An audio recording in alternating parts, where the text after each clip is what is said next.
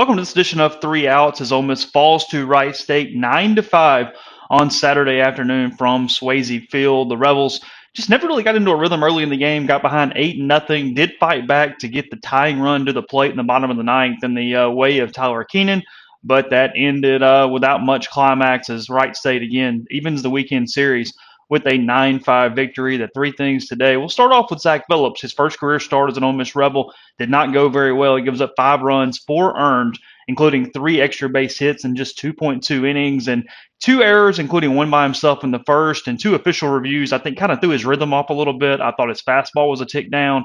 I thought that he just kind of didn't have the confidence that he had that ran through a lot of inter squads throughout the preseason. Did not necessarily look like the same pitcher, and Wright State made him pay because he was getting behind in the count. He walked 2 guys in the third inning that led to a big time frame for Wright State, put them up 4-0, and really just kind of rolled from there. So for Phillips, it's all about confidence. It's all about working down in the zone and ahead in the count. And he did not do those things. You don't make too much out of one day, but not the best start for Phillips to get another chance next week against Tulane, I would assume. And the talent's there. He's been so good in the preseason, but today I thought he was better than maybe his numbers say. But then once it started unraveling, the big thing for a starter is to figure it out and kind of reset. Phillips could not find that reset today, and it did get after him after a couple innings there in the third inning there when they went away. The other good news for Ole Miss is Max Schoepfe was excellent. He set a career high in length of an outing today.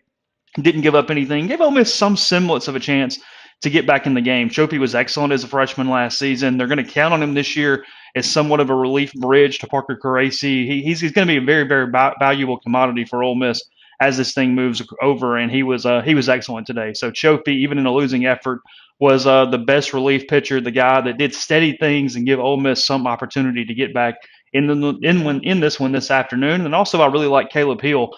He comes in, he gives up a big hit, and Wright State was able to extend the lead from 8-5 to 9-5 there in the eighth inning. But he's a left-hander throwing 93, 94 from that left side. It's dynamic. Down the road, he's got potentially the best stuff on the staff. He's potentially got the best profile at the next level of anybody in that freshman class. So big things coming from Hill. Got his feet wet today, and then offensively, not a lot to choose from. But Thomas Dillard did hit a ball over the terraces in right field. He continues to just really be textbook from an approach standpoint. Dillard is walking when he should be walking. He's hitting the ball with lift. He's hitting the ball where it should be hit. It's just 2 games, but he's been outstanding for Ole Miss in the middle of that order, hitting a home run today, hitting a double today. Chase Cockrell also with a couple hits as well. I think Jacob Adams had a couple as well. So a couple of decent things for Ole Miss, but overall a pretty poor day. The at-bats were poor for most of the game, especially the first half overall. They've got to do better than that. They've got to pressure pitchers. They did not pressure the starter from Wright State much at all. So not a good day for Ole Miss. Wright State 9, Ole Miss 5. Back for the rubber game tomorrow at Swayze Field. That'll start at noon. All the coverage at rebelgrove.com.